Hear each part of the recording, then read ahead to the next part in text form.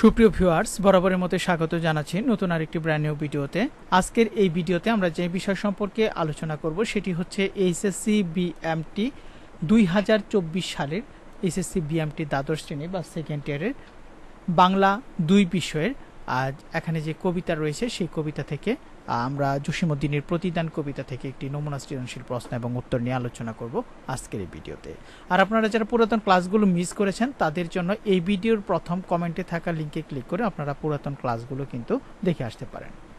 আর আপনারা যারা পরীক্ষায় ভালো ফলাফল করতে চান তারা এই 7টি বিষয়ের উত্তর সহ সুপার সাজেশনের পিডিএফ ফাইল পাচ্ছেন মাত্র 410 টাকায়।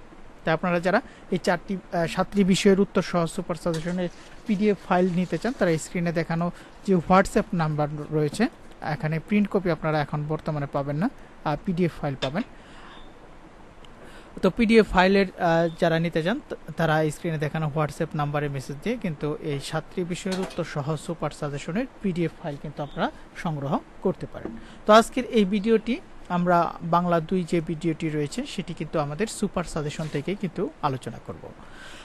আর প্রতিটি বিষয়ের শর্ট সিলেবাসের অনুসারে প্রতিটি বিষয়ের অধ্যায়ের যে ক্লাস রয়েছে সেই ক্লাস পেতে অবশ্যই আমাদের এইচএসসি বিএমটি ইউটিউব চ্যানেলটিকে সাবস্ক্রাইব করে পাশে আসা বেল আইকনটি বাজিয়ে রাখুন। তো আমরা আর কথা বলবো না, সরাসরি চলে যাব আজকের মূল ভিডিওতে। এই কিউআর কোডটি স্ক্যান করে আপনারা কিন্তু প্রতিদান কবিতা থেকে লেখক বা কবি পরিচিতি সহ অন্যান্য খুঁটিনাটি বিষয়গুলো কিন্তু আপনারা এই কিউআর কোডটি স্ক্যান করে কিন্তু আপনারা পড়তে পারেন। তো আজকে আমরা উদ্দীপকটি দেখে নেব। অনুজের হস্ত ধরিয়া নিকটে বসাইয়া হাসান বলিতে লাগিলেন, ভাই স্থির হও, আমি আমার বিষদাতাকে চিনি। যাহাই হোক না হোক ভাই, তাহার নাম আমি কখনোই মুখে আনিব না।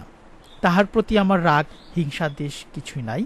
ঈশ্বরের নামে শপথ করিয়া বলিতেছি, আমার রিজিক দাতার মুক্তির জন্য ঈশ্বরের নিকট প্রার্থনা করিব। কবি কার কুল বাঁধেন? যে ব্যক্তি কবির কুল ভেঙেছে কবি সেই ব্যক্তির কুল বাঁধেন। কাটা পায়ে তারে ফুল করি দান, সারাটি জনমভর চরণটি ব্যাখ্যা করো।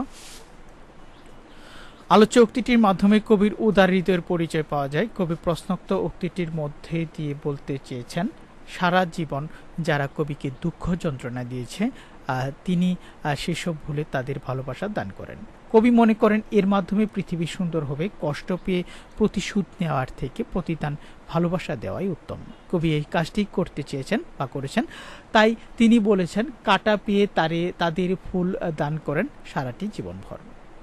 তো সুপ্রিয় ভিউয়ার্স, আমাদের বাংলা 2 বিষয়ের কিন্তু 19 পৃষ্ঠার উত্তর সহ সুপার সাজেশন রয়েছে এবং এই বাংলা 2 সহ এই 7টি বিষয়ের উত্তর সহ সুপার সাজেশনের পিডিএফ ফাইল যারা 410 টাকায় নিতে চান তারা স্ক্রিনে দেখানো হোয়াটসঅ্যাপ নম্বরে আপনারা কিন্তু মেসেজ করতে পারেন।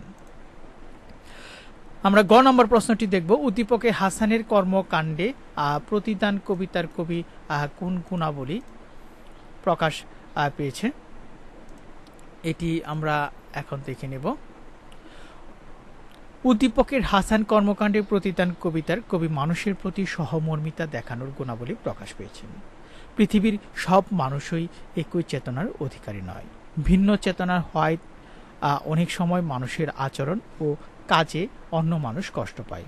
কষ্ট পাওয়া মানুষের সেসব মানুষকে ক্ষমা করলে তাদের প্রতি সহমর্মিতা দেখালে সংসারের অশান্তি দূর হয়।